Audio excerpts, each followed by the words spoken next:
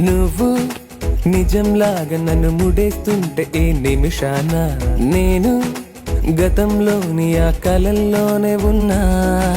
నువ్వు ప్రతిసారి నీ ప్రపంచంలో నన్ను చూస్తున్నా. నేను అదే పనిగా నిన్ను వెలేస్తూనే ఉన్నా. నువ్వు నన్ను కడలిలోని ఆ కెరటమల్లె విడిపోకున్నా. నేను ఒక మనసు లేని శిలలాగా మారినానా.